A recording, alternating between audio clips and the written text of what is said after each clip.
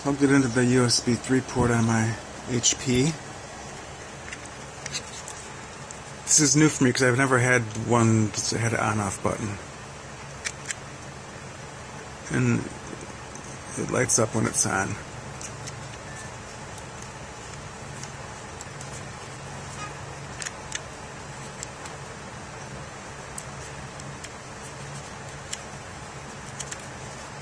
So I suppose that's a good way to tell whether items connected to your computer have power or not, and an easy way to shut them off without having to disconnect them.